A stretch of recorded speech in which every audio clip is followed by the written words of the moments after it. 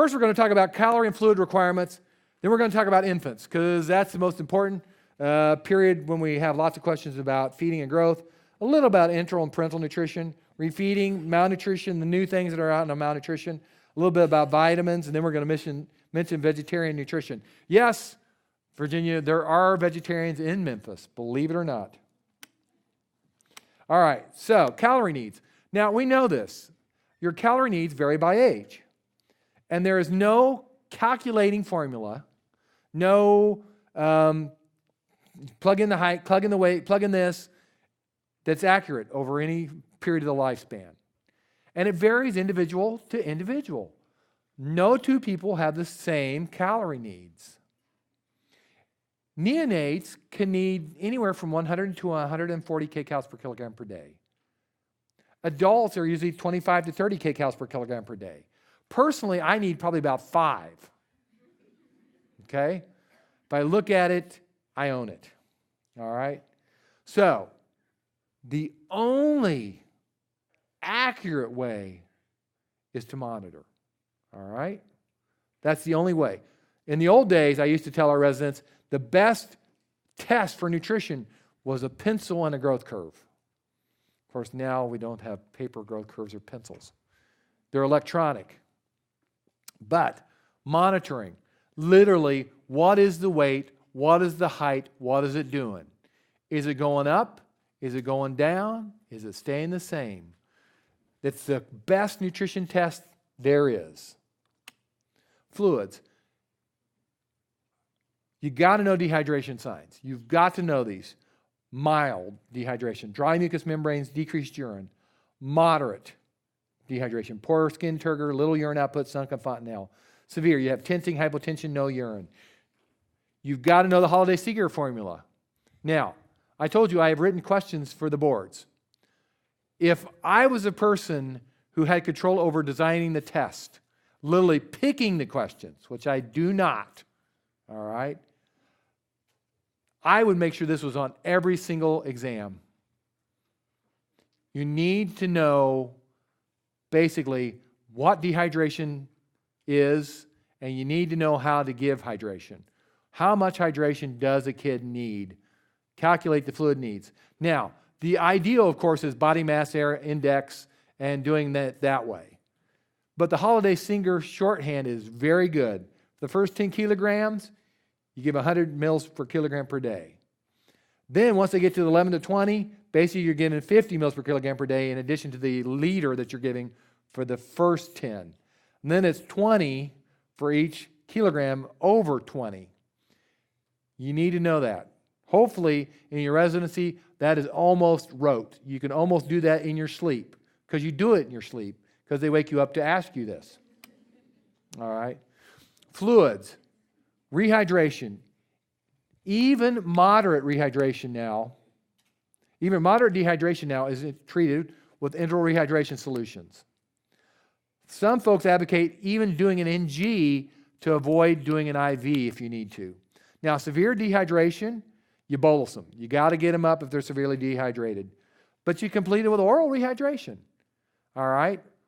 Why is oral better? There are 2 reasons oral's better. One, because the GI tract figures out what you need, and your body has all sorts of mechanisms to control things in uptake. I have studied nutrition my whole life. I have certification, I've written, published, and all that in nutrition. And I look at our residents and I say, would you rather have your GI tract figuring out what you need, or would you rather have me, Dr. Mark Corkins, nutrition expert? And the smart ones will look at me and say, I want my GI tract. And that's the right answer. I don't care how good your expert is. You may have some great nutrition people at your institution. I'd rather have my GI tract figuring out what I need and what I don't need. So, and the second reason, which is what your administrators will tell you, is enteral is cheaper. So it's safer and cheaper. I think sometimes we get lazy and it's almost like, okay, you're here, we need to do an IV. But actually, enteral is probably better. Infants, let's talk about infants. All right, breast is best. All right. Despite what various lingerie companies will tell you, the reason that women have breasts is for infant feeding. That is the purpose. All right? It is. That's why they're there.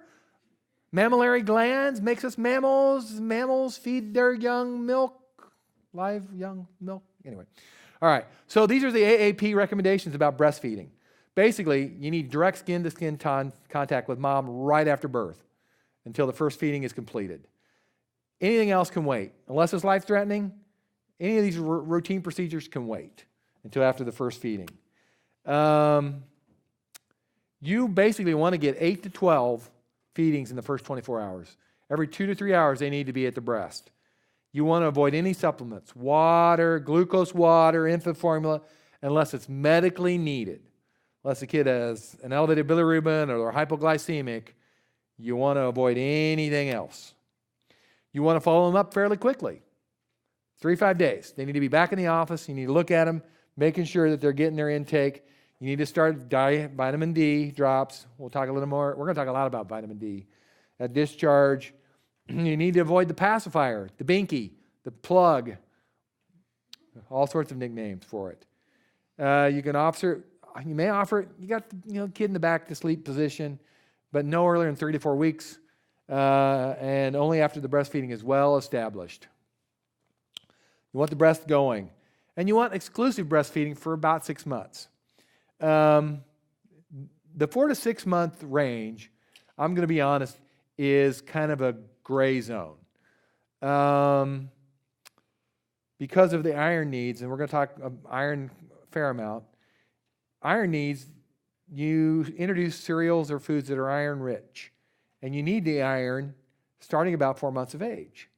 And so the nutrition-focused people say, yeah, start solids 4 months. Now, the breastfeeding people, the lactivists, they say nothing but breast until 6 months. And if you look at all the AAP literature, it has this 4 to 6 and this hyphen, and it's because there's this battle between the two camps, all right? So that's why there's a battle, though, all right? Now, you can continue breastfeeding up to a year or as long, this is a quote, as long as mutually desired by the mother and the baby, all right? And there are cultures where it goes many years. In the U.S., it traditionally is a year. It is kind of strange when they're ready to go to preschool if they're still being breastfed. But it's when mutually desired by the mother and the baby. This is the benefits of breastfeeding. There are studies for all of these disorders that breastfeeding will lower your risk of gastroenteritis, upper and lower respiratory infections, acute recurrent otitis media, obesity, type 1 and type 2 diabetes, celiac disease, necrotizing enterocolitis, inflammatory bowel disease, asthma, RSV bronchiolitis, atopic dermatitis, ALL, AML, and SIDS. Okay? It almost put us out of business if everybody breastfed. But it has proven benefits, clear benefits. Pearls, when you see a mom who's breastfeeding, how long are you at each breast? How's the latch? How's the positioning? Do you feel full when you start and soft when you finish? How often are they feeding and how long are they feeding? How many stools are they having? Because if they're having less than 4, they may not be getting enough. If mom's breast is in, her breast should feel full and soft after. She may leak milk because she has the letdown response when she's starting to put her young'un on.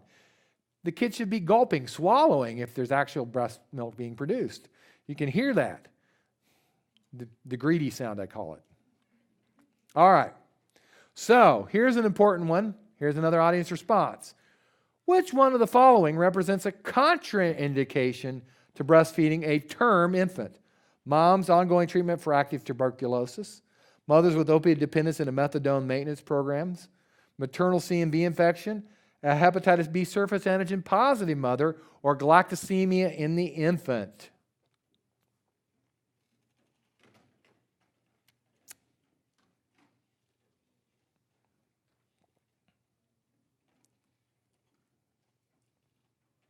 All right, it's E. All right. It is E. It's galactosemia. Basically, they can't process the lactose in the breast milk. And so that's a contraindication to breastfeeding because literally they need an alternative sugar. In the U.S., it is recommended that mothers that are HIV positive use formula, even though in third world countries where they don't have as good of delivery techniques or good alternatives to breast milk, they do recommend breastfeeding in those countries. Mothers with active, infectious, untreated TB is a contraindication. However, mom can resume breastfeeding after 2 weeks of treatment.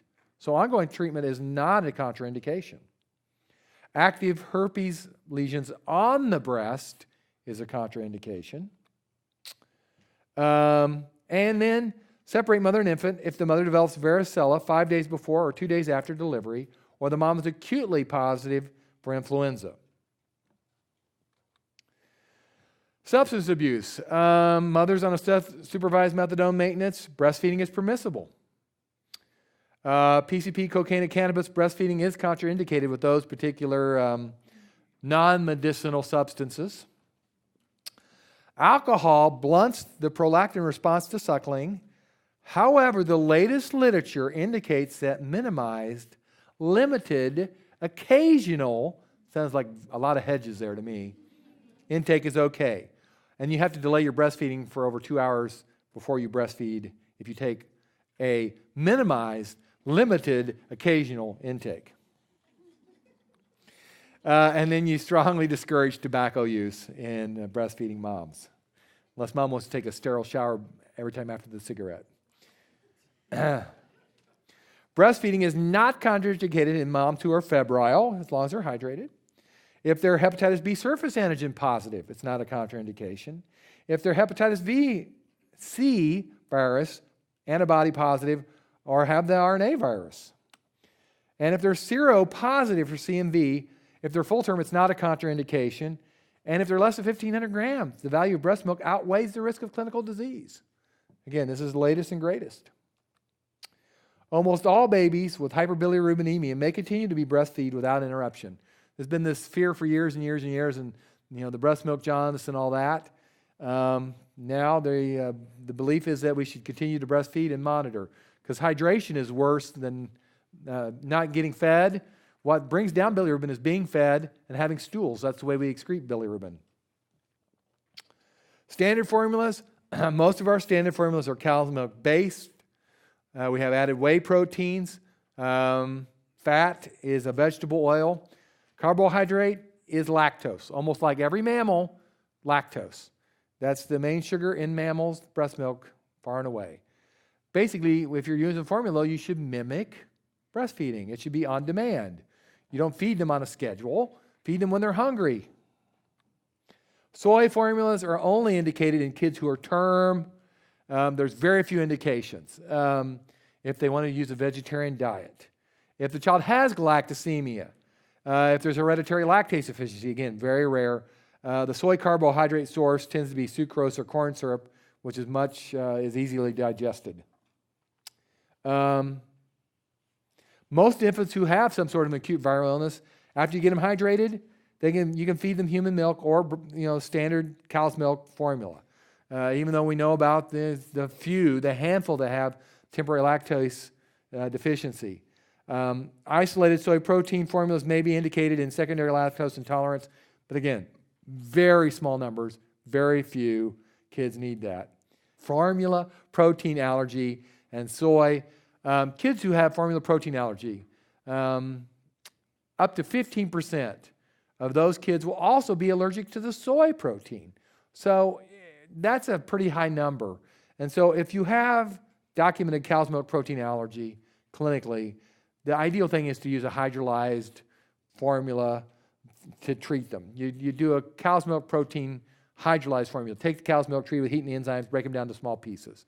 Make it a low allergy formula, and there are several of them on the market.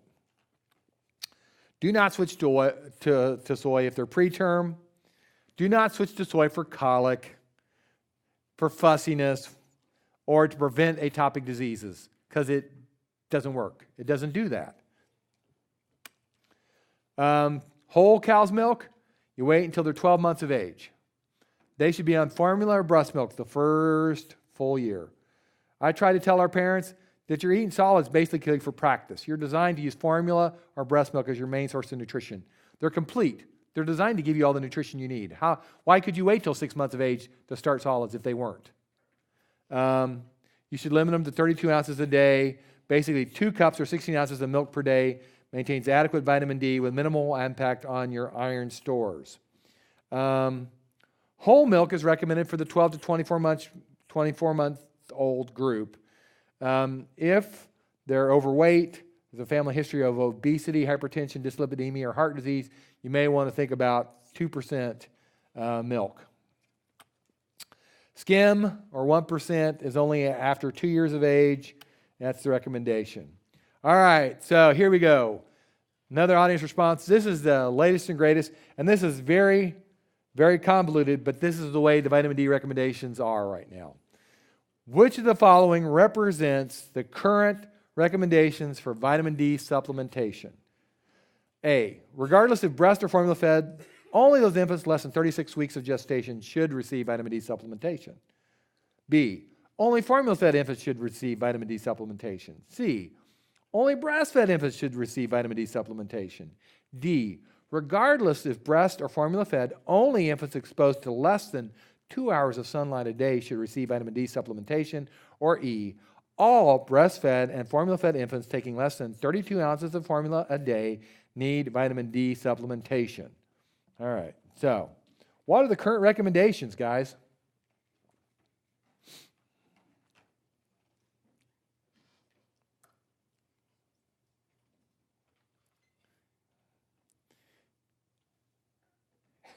There you go. E. That is the right answer. That is the current recommendation per the AAP, Committee on Nutrition. So here's the problem, of course, with vitamin D.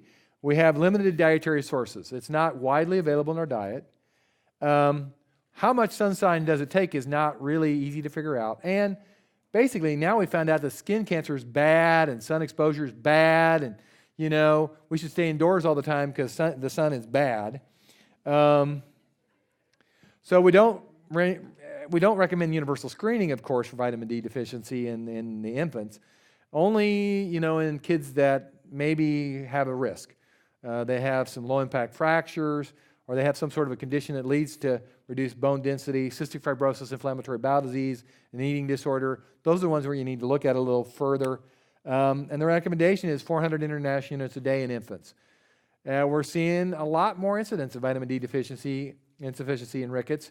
And they believe that's because we don't have sun exposure.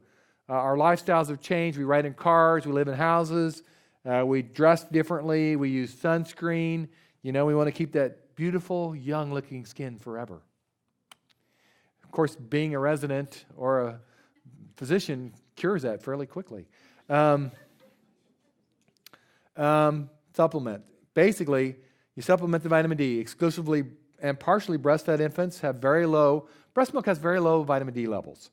Formula-fed infants that get less than 1 liter per day of fortified formula per day.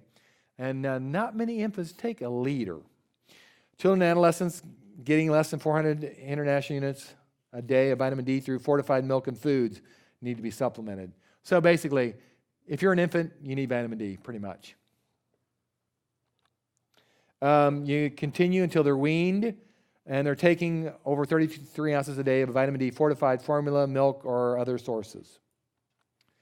Iron deficiency. Iron is the number one micronutrient deficient in the entire world.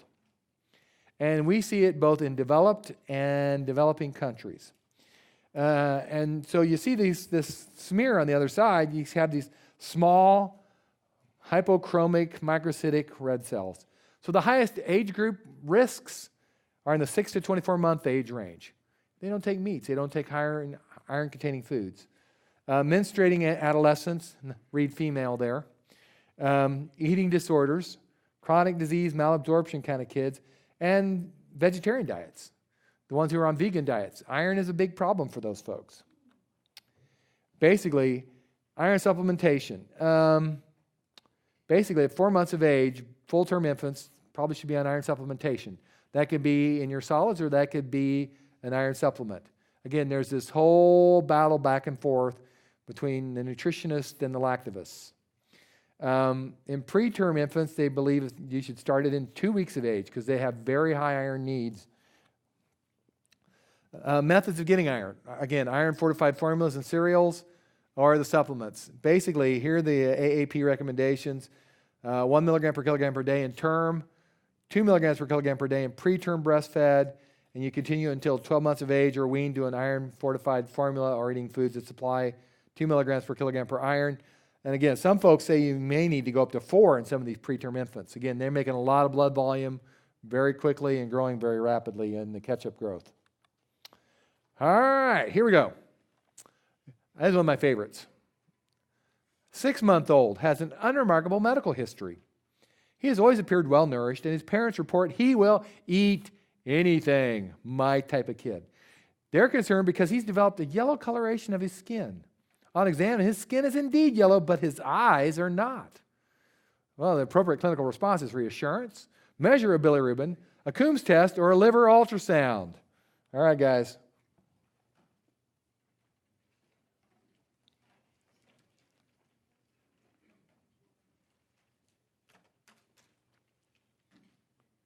The right answer is number 1.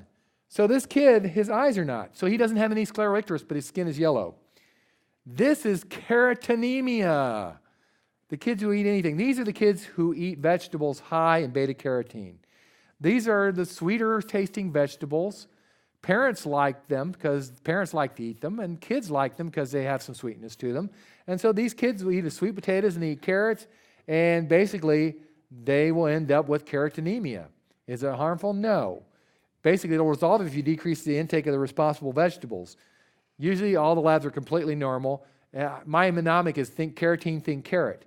What I usually tell the parents is that, there's no scleroicterus, and they'll tell you they have a high yellow vegetable intake. And I'll say, okay, that's awesome. So let's introduce some greens. Let's expand it a little bit. Feeding issues for toddlers.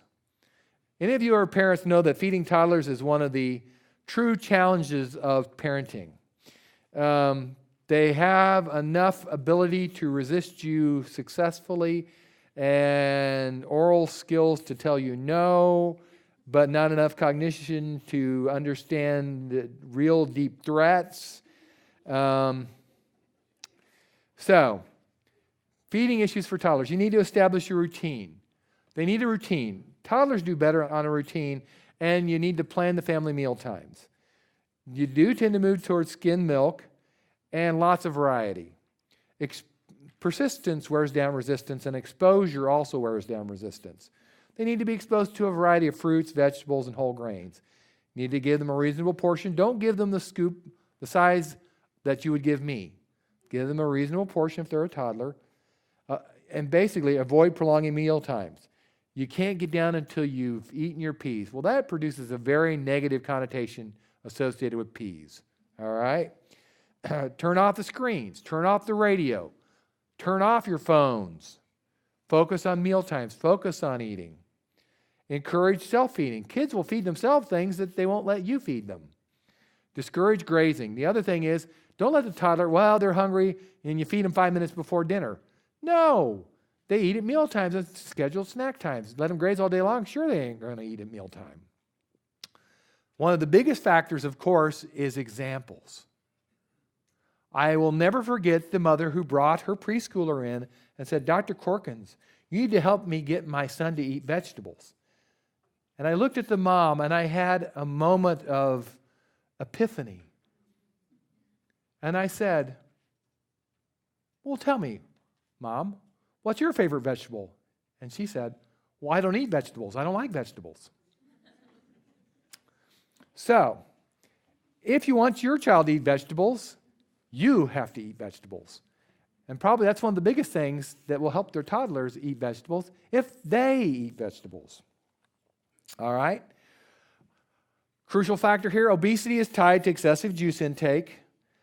You need to limit it to 3 ounces initially, a maximum of 4 to 6 ounces a day. For some reason, many people in our general society believe that juices are healthy, that somehow there is a fruit replacement.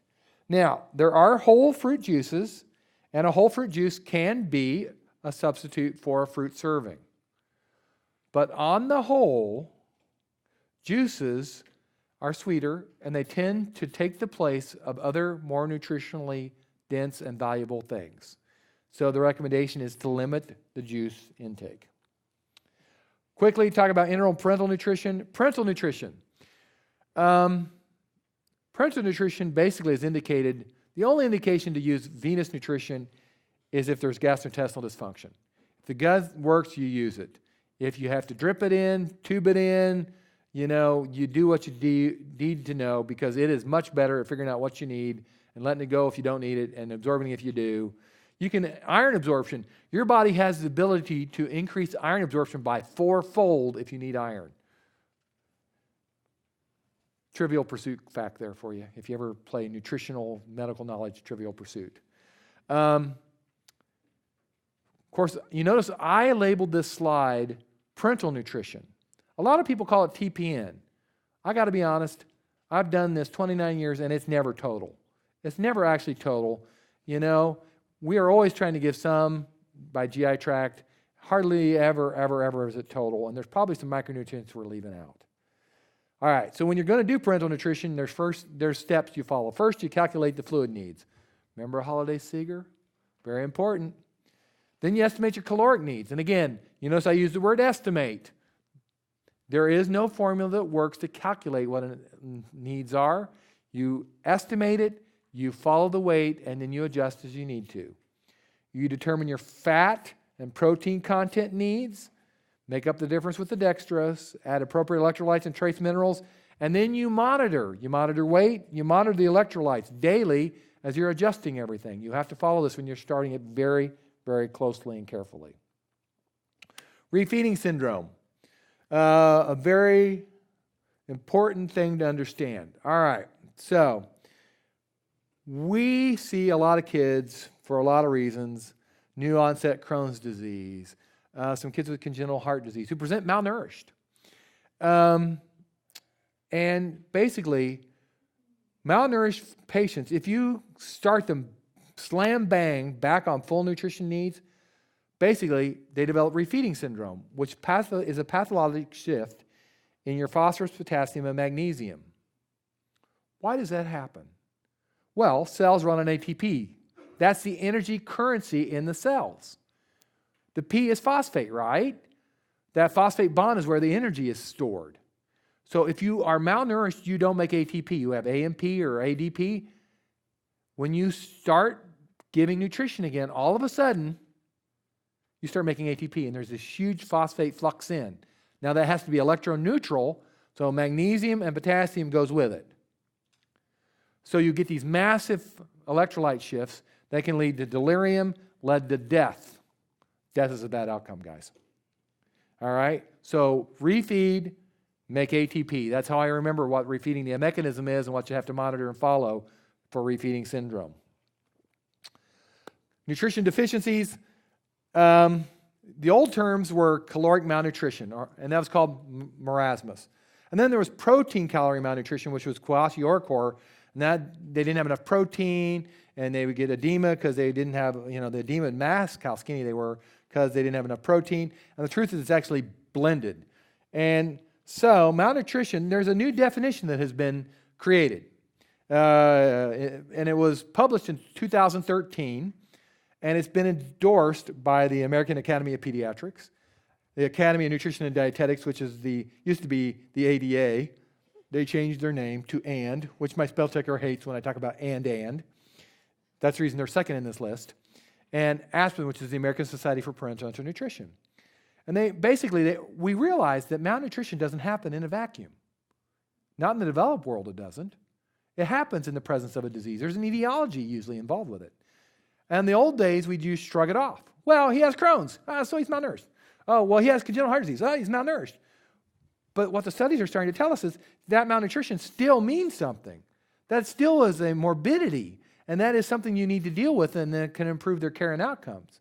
And so this new definition accounts for the fact that it is malnutrition in the presence of another disease. It accounts for these etiologies, mechanisms, interactions, and impact on outcomes. So it utilizes z-scores as well, as opposed to percentiles. It uses z-scores. Z-scores are the deviation scores, how far you are from the mean. This is a continuous number. In other words, once you're less than the third percentile, you're less than the third percentile, and how much more than less than the third percentile can you be? But a z-score is continuous. You could be -6, -7, -8, -9, -10 deviations below the mean for your age. This is what we are supposed to use now, is the new definition for malnutrition. Real quick. All right, so here we go. We're on one of our last audience response questions. We have a 6-month-old. He had necrotizing enterocolitis as a premature infant. Substantial small intestinal resection. He's on chronic parenteral nutrition, has some jaundice and mild liver functional abnormalities. On exam, he has decreased reflexes, and he's weak, and he can't look up. He's deficient in vitamin E, copper, selenium, or vitamin A, guys.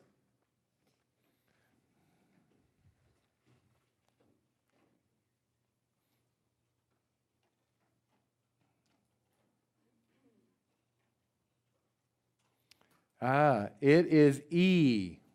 E. E is crucial for long tract nerve signs. And they have the optic nerve, the visual, is one of the key findings for that, to be honest with you. This kid has short bowel. He has less absorption because he has decreased surface area. And we talked about short bowel a little bit in the GI section. So fat digestion requires 2 components, liver and pancreas. The bile salts are cool. Bile salts are some of the coolest compounds in the whole world. Bile salts have a hydrophilic end and a hydrophobic end. All right? And so fat and water, oils and waters don't mix, right? Well, we're primarily aqueous, and our enzymes are aqueous. But fats, when we consume fats, those aren't aqueous, and so they don't go in solution. So we have these fat droplets in our GI tract. How are we going to get them to digest them? So we have bile salts. The liver makes bile salts, and what happens is the bile salts come down through the biliary tree and into the GI tract. The hydrophilic part is out, and the hydrophobic end goes towards the fats, and they form micelles. So now you have all these fat droplets surrounded by the micelle of the bile salts, with the hydrophobic end inside and the hydrophilic part outside. Then you need the pancreas part. So you need a liver that works, and you need a pancreas that works. The pancreas puts out lipase and colipase. The colipase and the lipase bind to the surface of the micelles, the hydrophilic part, and digest the micelles from the outside in. Pretty cool. Bile salts are cool. You guys don't look convinced. All right, vitamin A. Quickly, deficiencies. If you don't have good vitamin A, you will have night blindness. It's important for vision, and immune dysfunction. It also is a part of your immune cascades. Excess amounts will give you scaly skin, pseudotumor cerebri, and hepatomegaly because we store vitamin A in our liver. In fact, it's been described that people who eat polar bear liver, where they score a lot of vitamin A, have developed vitamin A toxicity. You didn't know there was that much vitamin A in polar bear liver. Bone deficiency. A 12-month-old female presents for her 1-year checkup. This is an African-American family that moved to the northern United States 2 years ago. The mother has been exclusively breastfeeding and started solids quite late. On exam, the patient is strikingly bow-legged. The fontanelle is still open. Patient has an apparent thick bracelet around her wrist. What labs do you want? Well, let's check our labs. Calcium is normal until very late. Phosphorus is normal until very late because both of them are maintained by PTH. Check a PTH, it's elevated. Alkaline phosphatase is elevated. And the vitamin D, which we check by a 25-hydroxy, is low. See, this kid's vitamin D deficient. You guys knew that. That was a picture of rickets. The body tries to compensate for a low vitamin D with PTH. Vitamin D, again, is low in breast milk. It needs to be supplemented. Deficiency leads to rickets. Deficiency is lots more common in darker pigmented skin tones, more common in the northern latitudes with less sun and when the skin is extensively covered. Think bone, think D, think thick. Again, excess vitamin D will lead to constipation, renal stones, hypercalcemia, and myositis ossiferus, which is a fun thing to say, but not to have, I assume. Vitamin E. Vitamin E, again, a fat-soluble vitamin. You got to have fat absorption to acquire vitamin E. If you're vitamin E deficient, you see reticulocytes and hemolysis. It's important for myelin. Myelin needs vitamin E to be produced. So you have long nerve tract signs. Think E, think knees. What other vitamins should be assessed in a kid who has vitamin E problems is the other fat-soluble one. K is the other one. Vitamin K has an essential role in clotting. It's necessary for factors 2, 7, 9, and 10. Factor 7 is the shortest half-life, so if you're going to look for K7 is the one that's going to be affected first. Prothrombin time measures the intrinsic pathway, which includes factor 7. So that's why we basically monitor vitamin K deficiency by measuring a PT. Remember, vitamin K is named for the German spelling of coagulation. It was discovered by a German chemist, and it was essential for coagulation. Coagulation in German is spelled with a K, so vitamin K is important for coagulation. A 4-month-old presents with irritability and diarrhea. What's unusual about that? After multiple formula changes, the mother's been feeding the child goat's milk. On exam, you note the child is pale, and you get a CBC that shows a macrocytic anemia. Based on the history, the deficiencies B12, iron, folate, vitamin C.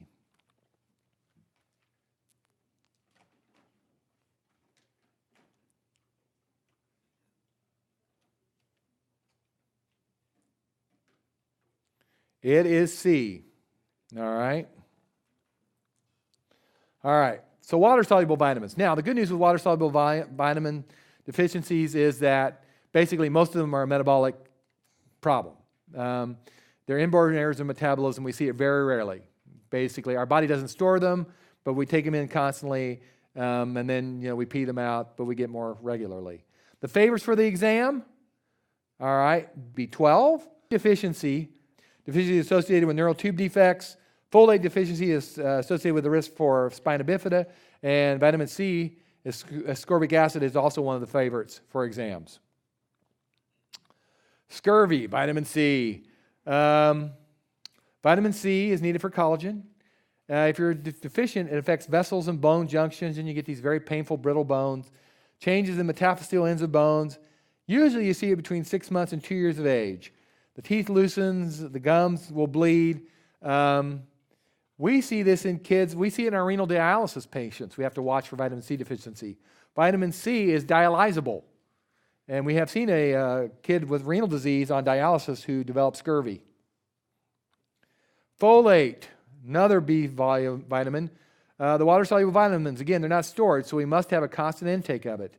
Again, folate is hematologic difficulties, leukocyte and cellular immunity dysfunction. It, after iron, it's number 2, as the number 2 cause of nutritional causes of an infancy. Clue here, goat's milk, to answer our vignette, is deficient in folate and B6. Goat's milk is for kids, not for children. A baby goat is a kid, guys. Oh, I got a groan. Thanks, guys, a groan. All right, think folate, think fat RBCs. Folate, fat, because they have microcytic. Macro, sorry. Vitamin deficiency, here's again one of your tables. B1 is berry, or BI, berry, B1. Berry. If you're thiamine deficient, you get the paresthesias and the foot drop and the wrist drop, and you can get Wernicke's encephalopathy, ophthalmoplegia, ataxia, and confusion. B2 is riboflavin, and if you're riboflavin, which is flavor-like, you get cheilosis and a sore tongue, which is where taste is. So B2, which is flavin, affects the tongue, which is how I remember it. Niacin is B3, and that's pellagra, which is D3. So B3 causes D3, dementia, diarrhea, and dermatitis. Fortunately, B6 is usually only reason that we usually see that is it's a metabolic defect that leads to seizures that can be treated with high levels of B6. B12, again, megaloblastic anemia, folate, megaloblastic anemia, and C is scurvy. Pica. Pica is basically kids who eat stuff that isn't food, dirt, rocks, paper. And of course, it's inappropriate for their developmental level. Toddlers will put anything in their mouth, and it may not be pica, it just be toddlers. That's associated with iron deficiency or lead toxicity. Both will lead to pica. Most commonly, you will see it in kids with developmental disabilities or kids who are deficient in the 2 to 3 year age range. And often, if you are eating stuff that you shouldn't, you have other deficiencies eventually. The 1 year checkup of a healthy infant, the mother relates that she is a vegetarian and intends to raise her child as a vegetarian. You advise the mother that her child must be supplemented with which of these nutritional substances? Phosphorus, vitamin E, vitamin B6, or B12?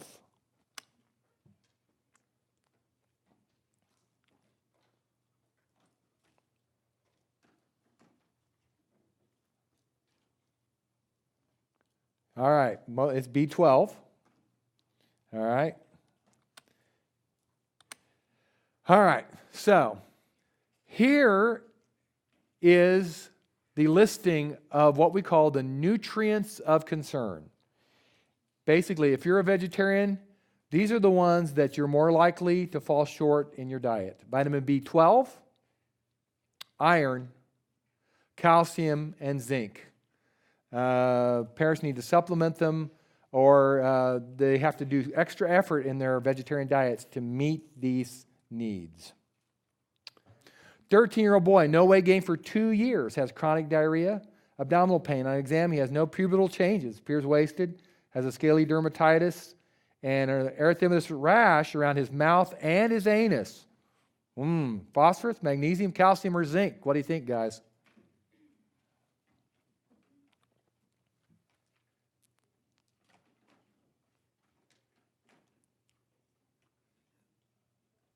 Yeah, it's zinc. That's acrodermatitis is what we're describing there. This vignette tells you Crohn's disease, basically. And basically, chronic diarrhea, you need a lot of zinc in the GI tract. The DNA finger proteins for rapidly dividing cells is zinc dependent. So any rapidly dividing cell line needs a lot of zinc. When you have diarrhea, you tend to lose zinc from your GI tract. So zinc-containing enzymes are involved in the nucleic acid process. The zinc-deficient patients don't grow because you need it for rapidly dividing cells. They have diarrhea, and they have hypogeusia. Believe it or not, taste is a zinc-dependent sense. So if you're low in zinc, you will end up not being able to taste stuff, which further compounds your malnutrition. Zinc, think in and out rash. Other minerals, again, I mentioned iron here. Just again, the deficiency peaks between 6 and 20 months of age, affects development and cognitive abilities. There's a lot of literature that if you're zinc deficient, it affects a lot of systems. Calcium, very important, most abundant mineral in our body. Not very available because 99% is locked up in our bones and our teeth. And we have this real strong trend right now that people are decreasing their intake. A lot of dairy products are considered equal or vile, and people are going to all sort of alternative milks that may not have the calcium and phosphorus concerns. We have a lot of concerns about our long-term skeletal content because of the low calcium intake. All right, so here we are, the high-yield pearls, end of the week. First off, 150-20 for every 10, Holiday-Seger equation. Need to know that. You need to know that inside and out. You need to do that in your sleep, literally. Breast is best. And the way I would put it, if something's bad, breastfeeding probably prevents it. Okay? Solids, most folks say don't start solids till 6 months, no cow's milk till 12 months. If the gut works, it is always the first and best option. And refeeding makes the ATP. That's what refeeding syndrome is. And there we go. Thank you.